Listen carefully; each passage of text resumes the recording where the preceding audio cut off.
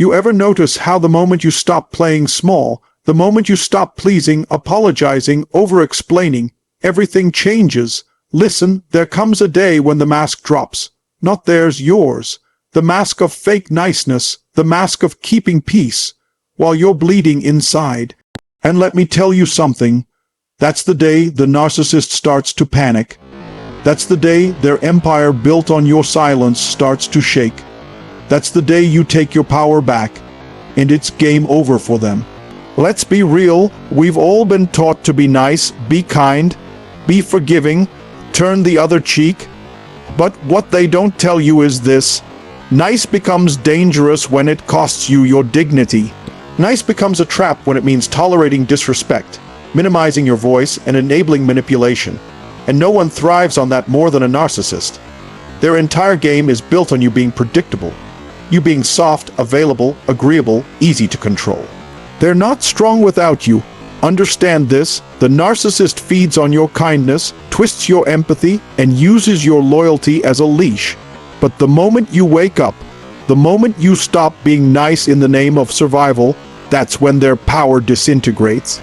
And no, I'm not talking about becoming cold, cruel, or hateful. I'm talking about becoming clear, crystal clear. You stop excusing toxic behavior. You stop answering manipulative texts. You stop justifying your boundaries. You stop watering dead relationships. You stop shrinking to make someone else feel big. That's not being rude, that's being real. When you stop being nice in the way they exploited, you begin to reclaim your identity. Your presence becomes unpredictable. Your silence becomes unsettling. Your boundaries become their worst nightmare. You're no longer the one holding up their house of lies, and it begins to collapse in on itself. The narcissist doesn't crumble because you became violent or vengeful. No, they crumble because you became so rooted in your worth, so grounded in your truth, so unshakably authentic, that their old tricks stop working. The spell is broken, the mirror is shattered, and all that's left is their reflection. And they can't stand to face it.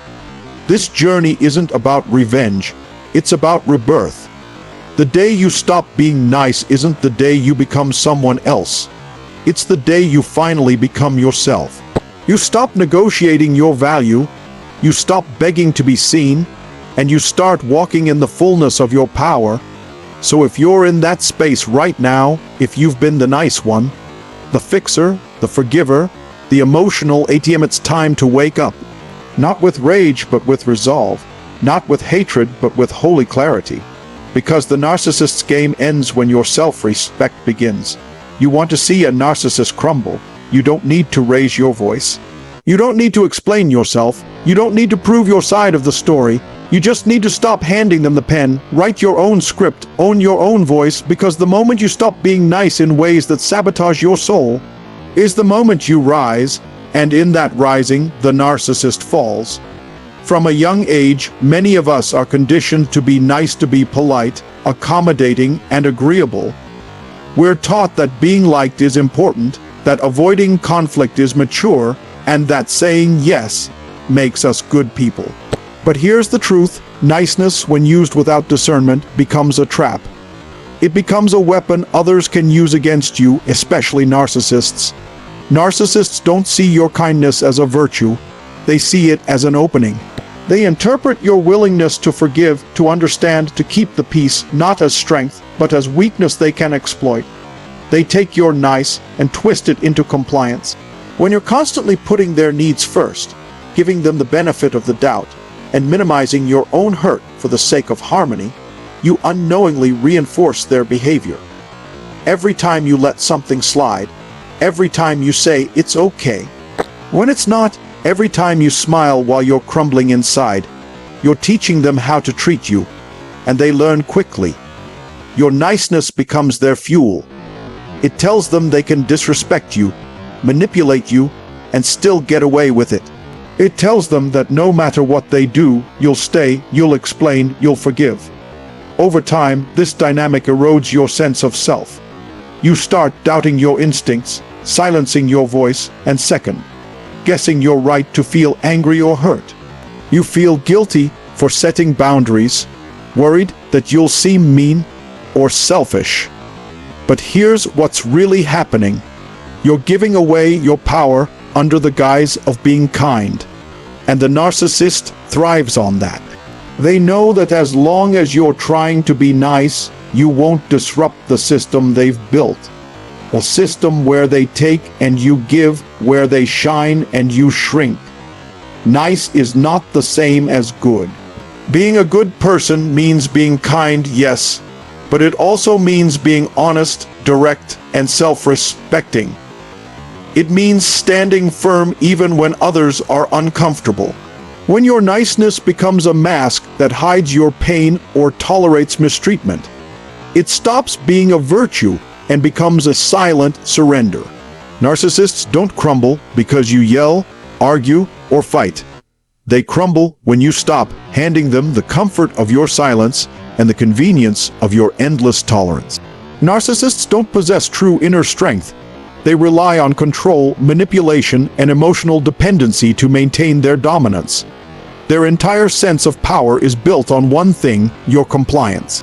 As long as you play the role they've assigned you, the pleaser, the forgiver, the peacekeeper, they stay in control. They need you to keep doubting yourself, to keep walking on eggshells, and to keep seeking their approval. That's the foundation of their power. Without your cooperation, their control begins to slip. They carefully craft an illusion where they are always right, always the victim, always the superior one. But this illusion only holds up if you keep agreeing with it. If you question it, challenge it, or step outside of it, the mask starts to crack. They rely on you to maintain the performance, to nod your head, to keep your emotions regulated while they throw theirs around like weapons. The moment you stop complying, emotionally, mentally, or even physically, they feel it, and not just a little bit. They feel it like an earthquake, because their power isn't real, it's borrowed from your energy, your silence, and your belief that you must keep the peace. Compliance shows up in subtle ways. It's when you avoid expressing your needs because you know they'll turn it into an argument. It's when you keep giving second chances while they give excuses.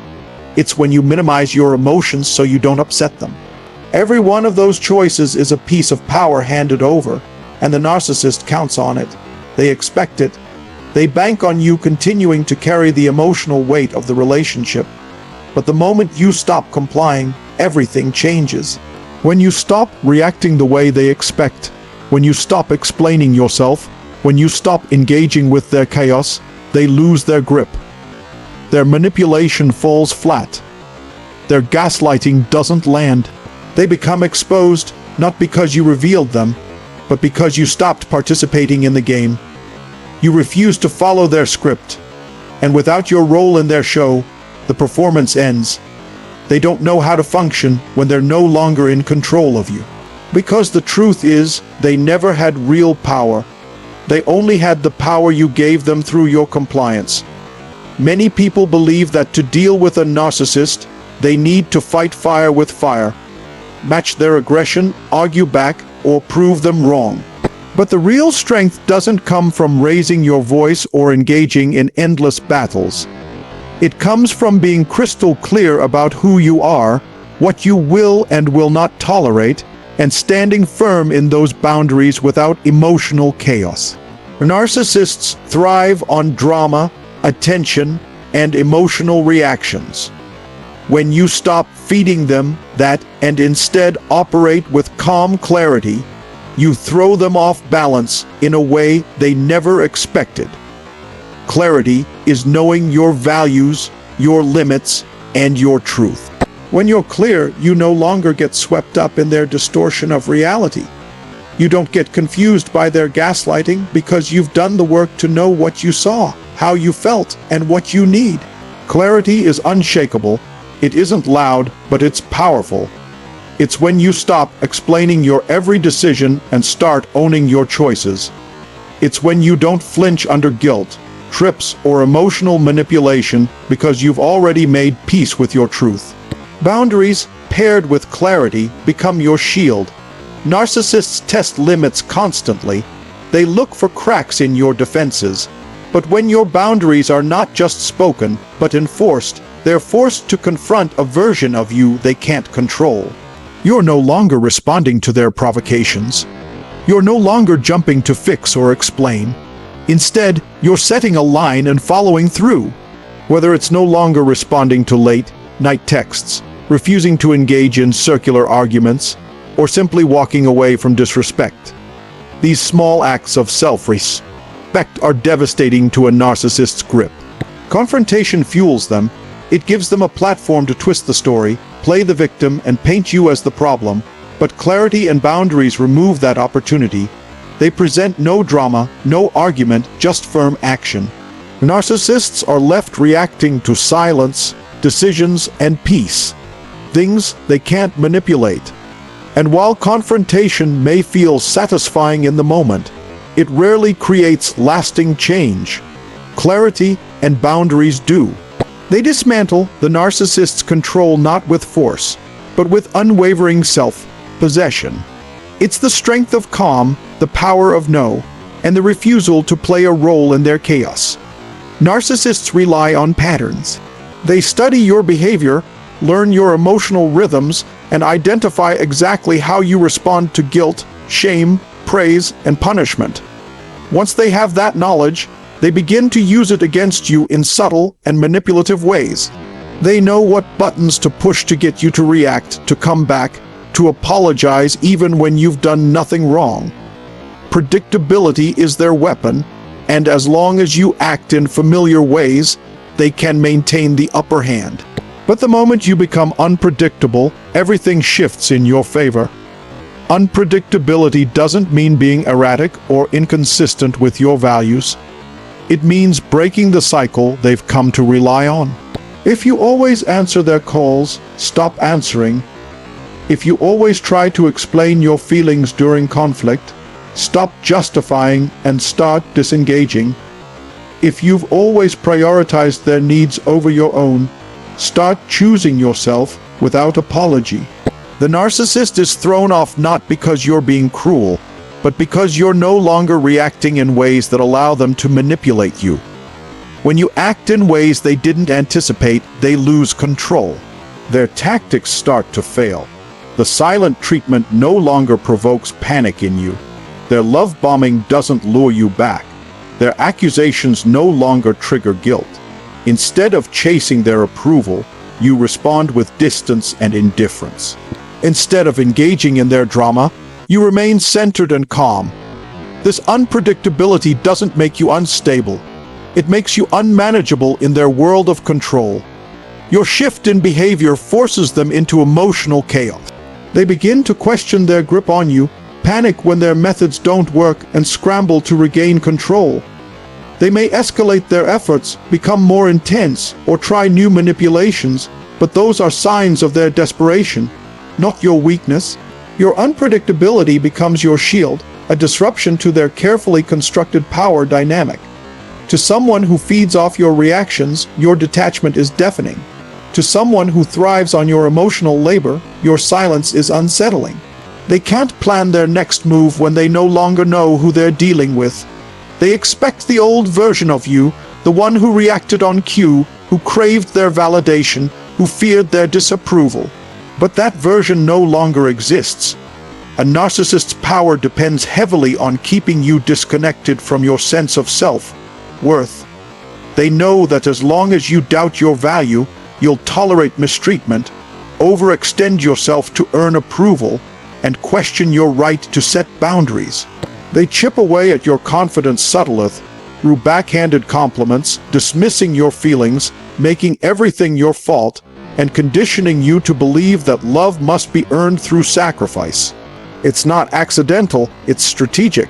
Because a person who doesn't know their worth is easier to control, easier to manipulate, and easier to keep in the narcissist's web.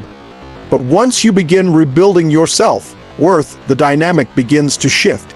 You start seeing the difference between genuine love and conditional approval. You recognize that being needed isn't the same as being valued. You realize you don't have to stay in situations that drain you, confuse you, or belittle you. Self-worth changes how you interpret their behavior. It moves you out of self-blame and into self-awareness. Instead of internalizing their projections, you begin to see their tactics for what they are: manipulation, not truth. This shift doesn't require confrontation, it just requires conviction. When your self-worth is intact, you stop needing validation from people who treat you poorly. You no longer fall for the love bombing because you're no longer starving for affection. You don't over-explain yourself because you no longer need to prove you're worthy. Your worth becomes non-negotiable, unshaken by their disapproval or rage, and that terrifies the narcissist. They sense the change before you even speak it. It shows in your eyes, in your energy, in your posture. You're no longer asking to be seen, you've decided to see yourself. That internal power renders their old tricks ineffective. Gaslighting doesn't work when you trust your own mind. Guilt trips fall flat when you know your intentions. Triangulation fails when you no longer compete for scraps of attention. The narcissist begins to lose access to your emotional core, the place where they once had free reign. And when they can no longer exploit your insecurities, they lose the foundation of their influence. Self-worth is the exit door from their psychological maze. It reminds you that you were never broken. You were just told you were by someone who benefited from your belief in that lie. Narcissists thrive on engagement. Whether it's praise or protest, admiration or outrage, your attention is their fuel. They don't care if you're crying, yelling, or pleading. If you're reacting, they're in control. Arguments are arenas where they twist your words, play the victim, or launch attacks that leave you doubting your own reality. They know how to provoke, distract, and emotionally exhaust you, all to keep you entangled in their narrative. That's why silence becomes so powerful. Not cold, passive-aggressive silence, but the silence that comes from clarity, resolve, and the decision to disengage completely. When you walk away without a dramatic exit, without warning, without the need to be understood, you shift the power dynamic entirely. Narcissists expect chaos. They expect the tears, the chase, the drawn-out closure conversations they can use to manipulate you further. But when you leave quietly, they're left with nothing to push against. No reaction, no explanation, no emotional leverage, just emptiness. And that emptiness is louder than anything you could have said. Silent departure is not weakness. It's the ultimate act of strength. It means you've stopped seeking justice from someone who is incapable of giving it. You've stopped trying to explain your pain to someone who benefits from it. You've realized that peace is more valuable than being right, and that your energy is too precious to waste on someone who only sees you as a resource, not a human being. Your silence becomes a mirror they can't avoid. Without your emotional input, they're left with the echo of their own behavior, and unlike words which they can distort, silence cannot be twisted. It is final, unarguable, and deeply unsettling. They'll scramble to provoke a reaction, any reaction, to reassure themselves that they still have control. But the longer you stay silent, the more they unravel. This kind of silence requires healing because the urge to respond, to defend, to justify is strong. But once you've reclaimed your worth, you no longer need to prove your side. You simply walk, close the door, and let your absence speak volumes. It's in that quiet exit that the narcissist finally faces what they fear most. Not your anger, not your words, but your indifference.